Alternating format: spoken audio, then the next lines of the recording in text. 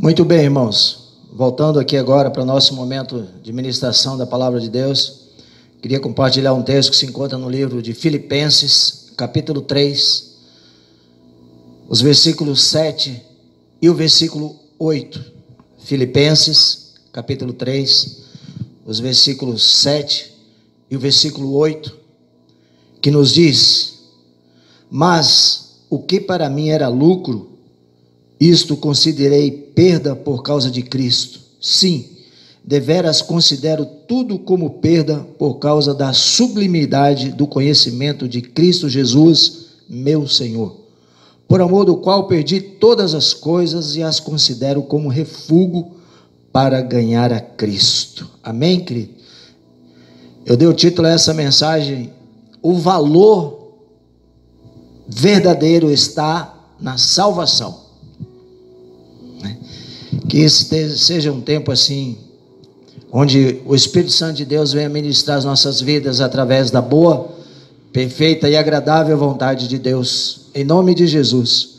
Então, quando o apóstolo Paulo diz que para mim, ele fala, para mim era lucro, ele não está falando de valor material, ele não está falando de valor monetário. Aqui nós percebemos que ele está falando, ele está abordando de valores espirituais, né? Então a forma correta de olhar para essa declaração do apóstolo Paulo é atribuir um outro tipo de valor, que não financeiro, a esta afirmação, né?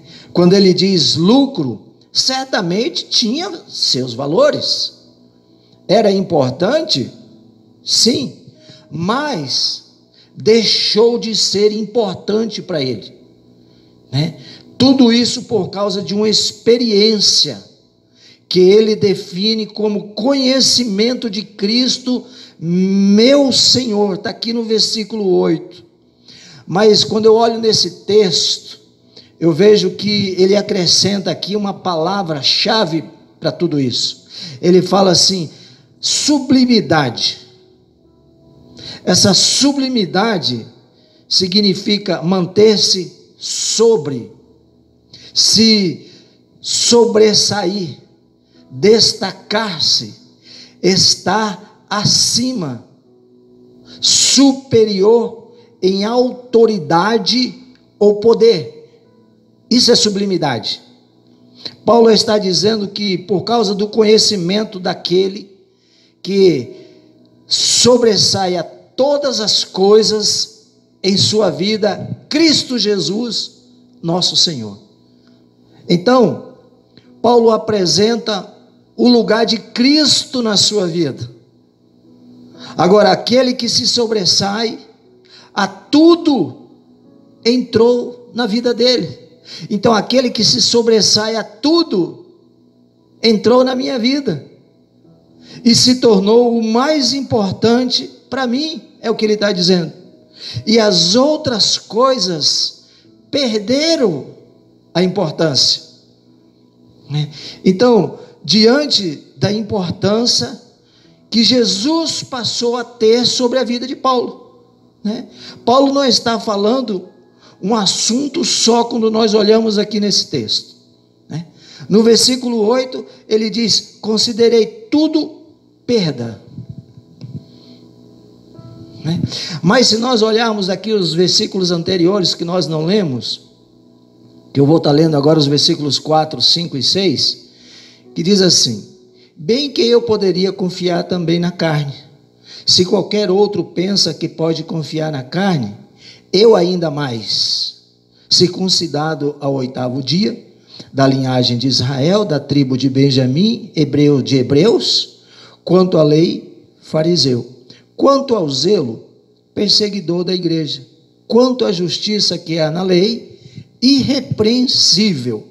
Olha só, então no versículo 4, ele fala assim: confiar na carne. Então significa,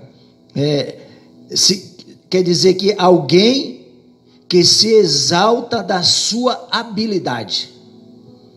Eu sou o cara, eu faço tudo, mas eu não preciso de Jesus. Em outras palavras, é isso que está dizendo, né? Que é aquela pessoa que se exalta da sua habilidade, daquilo que ele pode fazer e produzir por si mesmo, sem precisar do auxílio do Senhor. Daí, quando ele chega no finalzinho do versículo 4, ele diz assim: eu ainda mais. Eu acho interessante isso, porque eu sou melhor, ele está falando assim em outras palavras, é lógico, eu sou melhor que todos vocês, aqueles que estavam ali presentes naquele momento, ele está falando. Mas aí no versículo 5 e 6, tem uma lista pelo qual ele faz essa declaração, né? E começa dizendo, circuncidado ao 8º dia. Em outras palavras, ele está dizendo, eu sou alguém que começou cedo, né? E sei tudo sobre fé. É isso que Paulo está falando. Mas ele também continua, e depois ele diz, da linhagem de Israel, da tribo de Benjamim, hebreus de hebreus. Em outras palavras, ele está dizendo assim, eu venho de uma geração que serve a Deus, né?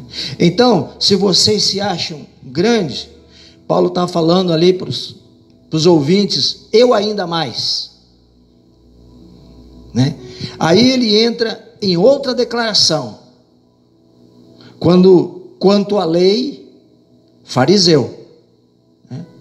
Então teve um tempo que Jesus chamou um tipo de gente de fariseu e hipócrita, né? Mas os fariseus eram uma seita dentro do judaísmo que cumpria seriamente a lei, né? Eram uns que hoje nós poderíamos chamar de devotos, vamos dizer assim, né? E ele acrescenta a esta lista a única coisa que ele se envergonhava. Ele diz, quanto ao zelo perseguidor da igreja. Então a ideia aqui não é exaltar a perseguição da qual ele se arrependia. Paulo aqui ele está muito arrependido de tudo isso, né? Ele era destacar o motivo porque ele fazia isso. Quanto ao zelo, né? E para terminar a lista, ele entra com uma declaração ousada, né? Quanto à justiça que há na lei, no versículo 6 ele fala assim, irrepreensível, né? Em outras palavras, Paulo está dizendo assim, olha, examina a minha vida e mostra onde quebrei um único princípio da lei. Então, se vocês se acham alguma coisa, ele está falando assim, eu sou ainda mais do que vocês. Para que Paulo está falando? Para os fariseus, para o pessoal da sinagoga, os judeus que ali estavam presentes, né? O que Paulo estava falando? Uma performance religiosa de um fariseu, né? Aí ele entra no versículo 7.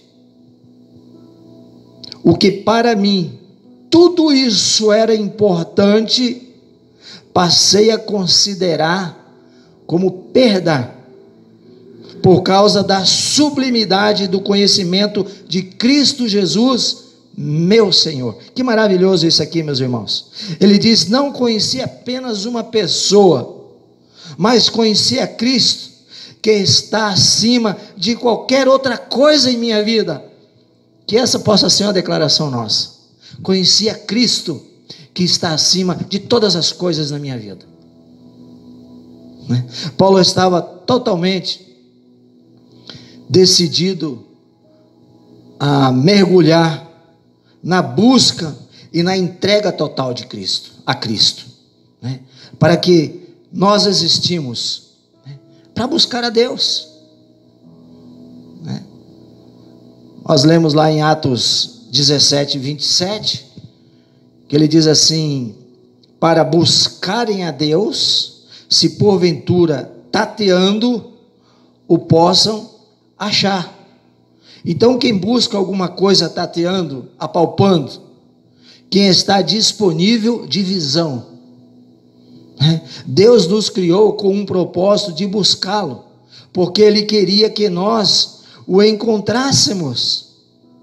E Ele também coloca isso no coração do profeta Jeremias, lá em Jeremias capítulo 29, versículo 13, que ele diz: buscar-me-eis e me achareis, quando me buscardes de todo o vosso coração. Isso aqui significa uma entrega total, né? Quando Deus nos criou com um propósito de buscá-lo, eu entendo que não era apenas para preencher algo nele, era para preencher algo em nós, nas nossas vidas, porque jamais teríamos realizações fora dele, né? Mas a propósito é comunhão, e comunhão no íntimo, e isto é vida com Deus.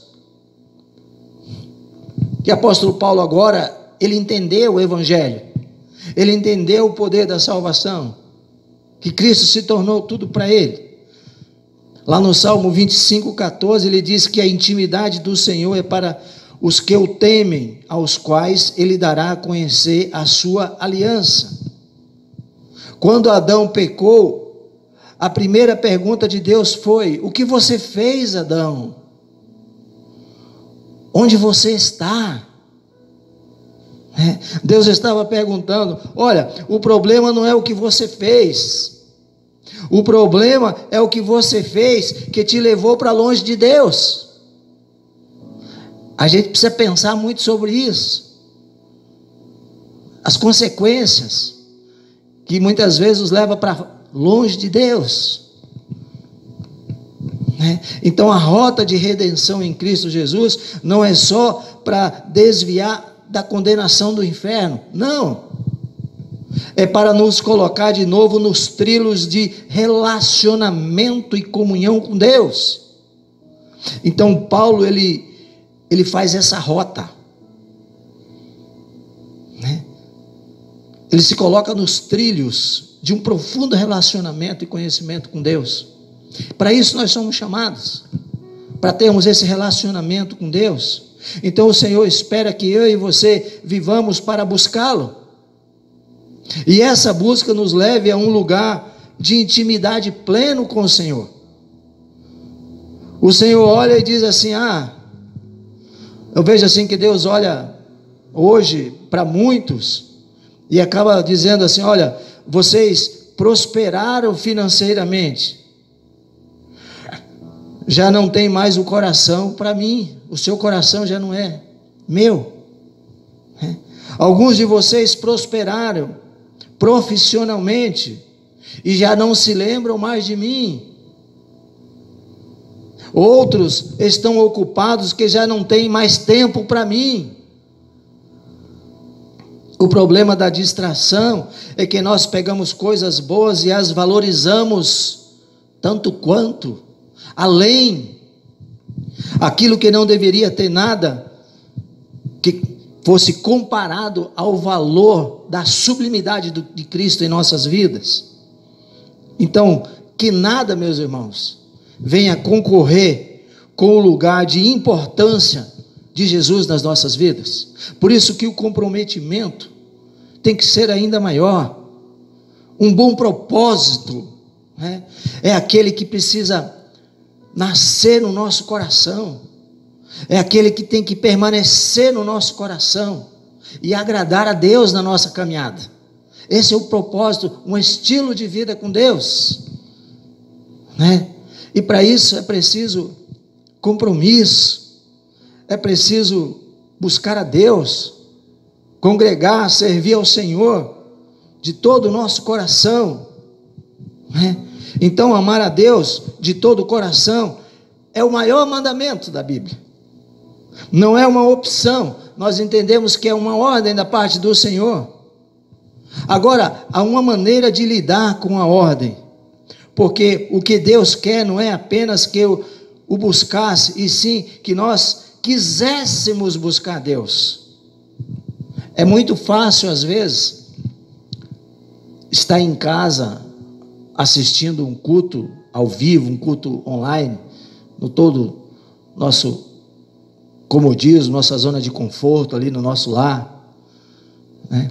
Mas Deus quer que a gente o busque, que isso tem que nascer no nosso coração, buscar a Deus de todo o nosso coração, né? Então o propósito final de tudo isso é consertar a nossa vida. Então Deus nos ajuda a entender o que porventura deixamos para trás, deixamos no caminho. Eu quero ler um outro texto da palavra do Senhor, que se encontra no segundo livro, na segunda carta aos Coríntios, capítulo 4, dos versículos 16 ao versículo 18. Segunda carta aos Coríntios, capítulo 4, versículo 16 ao 18, que nos diz: por isso, não desanimamos, pelo contrário, mesmo que o nosso homem exterior se corrompa, contudo, o nosso homem interior se renova de dia em dia, porque a nossa leve e momentânea tribulação produz para nós eterno peso de glória, acima de toda comparação, não atentando nós nas coisas que se veem, mas nas que se não vê, porque as coisas que se veem são temporais, e as que se não vê são eternas. Amém, amados? Olha só, no versículo 16, Paulo começa falando, né? Por isso, não desanimamos. Quantas notícias ruins a gente tem visto tem ouvido nos últimos dias, e hoje o Senhor está falando para mim e para você: olha, não desanime com tudo isso, né? Ele não está dizendo que nós devemos reconhecer uma natureza emocional e que está inclinado ao desânimo, não é isso. A afirmação de Paulo é que nós podemos viver acima dos sentimentos, né? No lugar de muita convicção, de muita determinação, de propósito, de atitude de vida com Deus, né? Baseados e fundamentados na palavra que é eterna, né? Então ele diz: ainda que o homem interior se corrompa, né?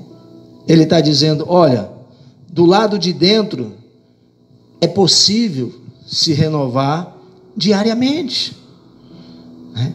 E aqui nós percebemos que nós temos uma visão física e uma visão espiritual. A visão física, eu enxergo com os olhos e pratico com a fé.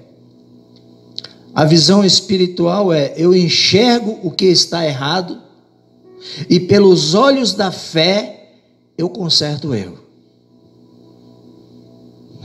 Então que a gente possa, assim, nesse momento, pensar muito bem, baseados e fundamentados na palavra de Deus, que é eterna. Aí ele diz que, apesar das tribulações virem com muitas forças, né? Aí ele começa: não tem comparação com a glória que em nós há de ser manifestada. Está aí no versículo 17. Então a fé é algo essencial na caminhada cristã, né? A verdade é que temos que escolher onde vamos nos firmar.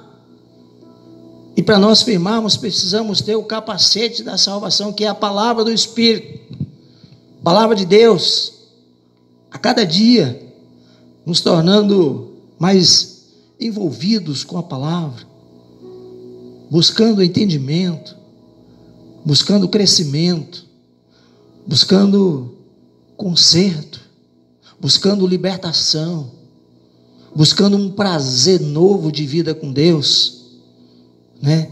O desânimo vem de que forma, pastor? O desânimo vem do testemunho da palavra contrária. Olha, não tem mais jeito, é um fim, é o caos. Não, eu não vou deixar as circunstâncias me desanimar, amém? Tem jeito, tem solução. O Senhor, o verdadeiro lugar, o lugar mais seguro que existe, é aos braços do Senhor. É aos pés de Jesus, meu irmão.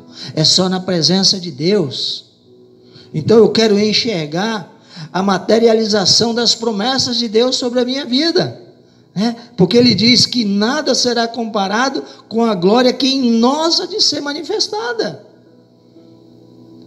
Então a verdade é que temos que escolher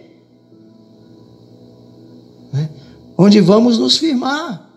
Ou nos firmamos na palavra, ou nos firmamos no caos que está se estabelecendo no dia a dia, Então eu não vou deixar as circunstâncias me desanimar, tirar o meu foco, a minha caminhada, o meu objetivo. Eu quero enxergar as promessas sendo cumpridas na minha vida, Eu quero enxergar a realidade do reino espiritual, que a Bíblia diz que toda a terra está cheia da glória do Senhor. Não é só esse caos, tem coisas boas preparadas para você, tem coisas maravilhosas, coisas fantásticas da parte de Deus preparada para você, para a sua família, para a sua casa, para os seus. Então, meus irmãos, que o Espírito da fé venha sobre nós e abra os nossos olhos, e abra o nosso entendimento, a nossa mente. Se os teus olhos forem bons, todo o teu corpo será bom, será luminoso, diz o Senhor. Então que o Senhor nos ajude a enxergar a realidade espiritual declarada na palavra, na tua palavra, Senhor. Então que nessa noite a gente possa assim orar a Deus, para que Ele possa entrar com livramento, com santidade, com fé, através do Espírito Santo em nossas vidas. Que possamos orar por aquele que tem sido afetado pelo desânimo. Paulo fala: perdi tudo, mas ganhei tudo. E o que eu ganhei está acima de tudo que eu perdi.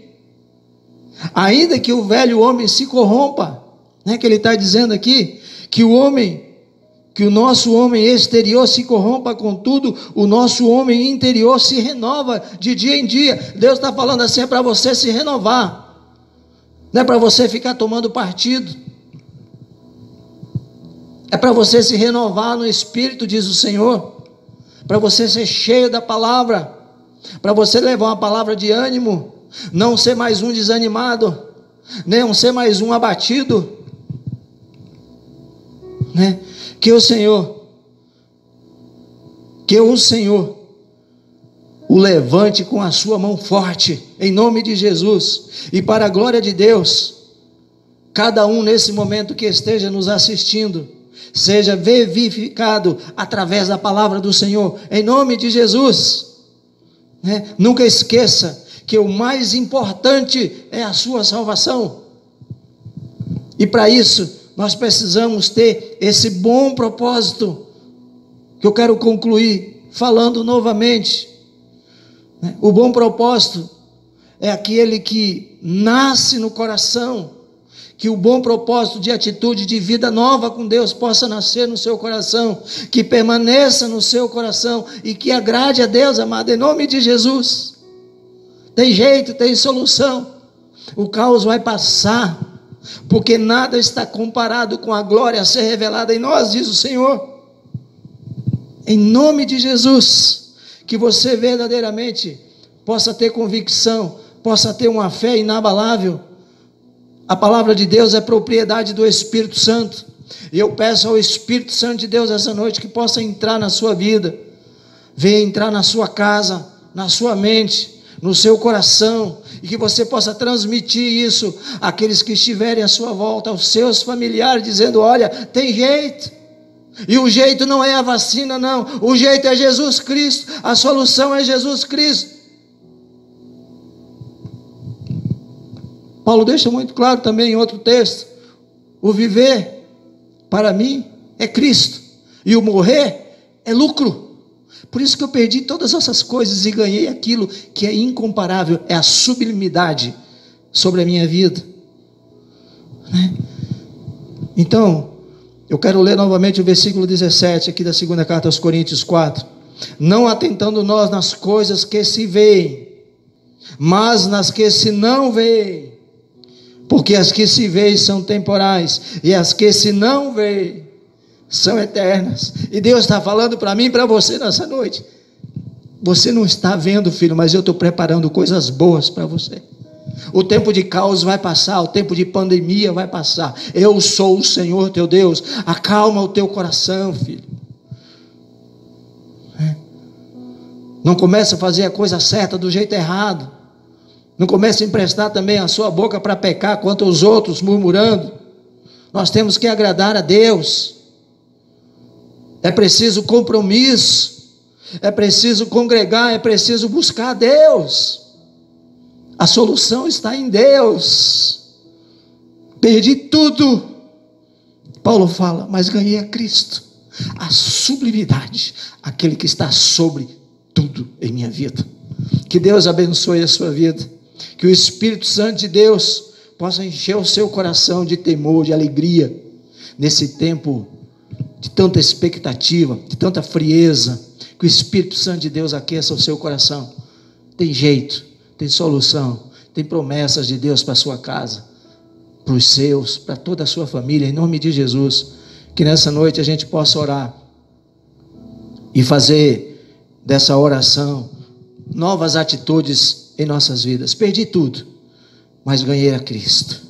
Ganhei aquele que salva a minha alma. Ganhei aquele que vai me levar ao lar celestial. Que Deus possa trabalhar no seu coração nessa noite. Sei, talvez você tenha tido dias atribulados, esteja entristecido, abatido, preocupado, sofrendo, mas hoje o Senhor está falando aqui para cada um de nós essa noite, né?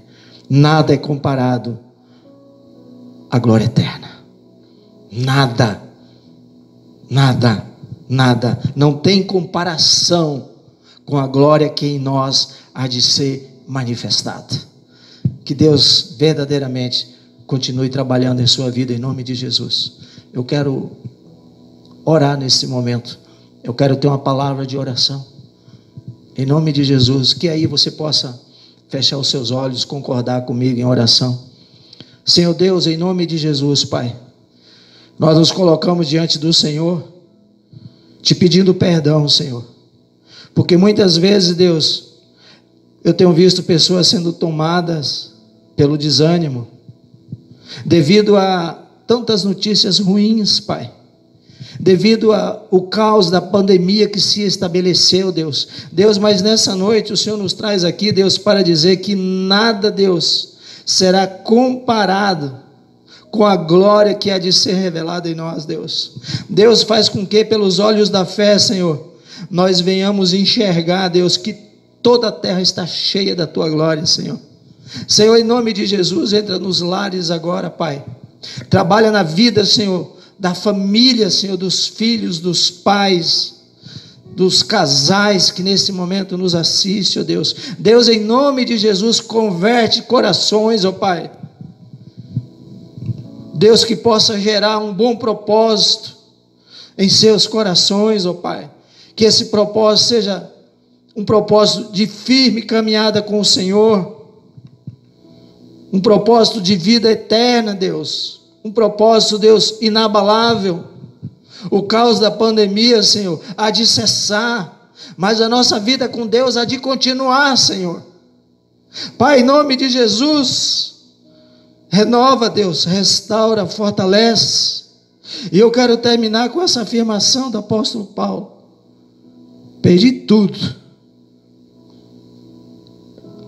mas ganhei a Cristo. Nada me importa o que eu perdi, porque o que eu ganhei está acima de todas as coisas. Deus querido, trabalha no teu povo, Senhor, trabalha em nós. Por isso não desanimamos, pelo contrário, mesmo que venha pecar, venha cair, venha se corromper o homem exterior, o homem interior possa ser renovado dia em dia, dia após dia, pelo poder do Espírito Santo de Deus. Abençoa o teu povo, Senhor. Renova, fortalece, Deus. Visita, Senhor, aqueles que porventura estão sendo atacados, Deus, por essa pandemia. Visita os hospitais. Visita aqueles que estão incubados. Faz um milagre, ó Deus, para que um dia, Senhor, essas pessoas também possam proclamar o nome de Jesus e dizer que eu ganhei a Cristo, o Salvador eterno da minha alma. Muito obrigado, meu Deus. Te louvo agradecido, Pai, por esse momento. Eu oro, entrego tudo ao Senhor e te agradeço, no nome de Jesus. Amém e amém. Que Deus abençoe a sua vida, meus irmãos, em nome de Jesus. Agora eu só tenho um breve aviso, só lembrando aos irmãos, portanto, que nessa quarta-feira agora, nós teremos o nosso culto presencial, dia 3 agora, quarta-feira. Como no próximo domingo, próximo final de semana também está previsto o lockdown, aí o momento que a igreja não pode estar sendo aberta, então nós vamos estar transmitindo o culto no outro final de semana de novo. Mas quarta-feira, portanto, nós vamos ter o nosso culto normal, com toda a nossa liturgia, nosso louvor, nosso momento de oração, nosso momento de dízimos e oferta. Nós vamos também ter a nossa santa ceia, vamos cear juntos aqui, em nome de Jesus.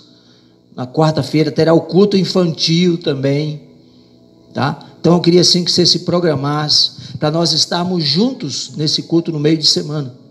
Na quarta-feira, até porque nos domingos não podemos por enquanto nos reunir, tá certo? Mas quarta-feira, em nome de Jesus, nesse dia 3, nós estaremos aqui cultuando ao Senhor e ceando juntos, em nome de Jesus. Amém, meus irmãos? Fiquem todos na paz do Senhor, que Deus abençoe, que esse mês de março possa ser um mês assim de bênção sobre a sua vida, em nome de Jesus. Grandes coisas tem o Senhor preparado para aqueles que o amam. Que Deus os abençoe. Eu quero orar nesse momento, portanto, encerrando. Que a graça do Senhor Jesus, o amor de Deus o Pai e a comunhão do Espírito Santo esteja com todo o povo de Deus, hoje e para todo sempre. Amém. Que Deus abençoe a todos.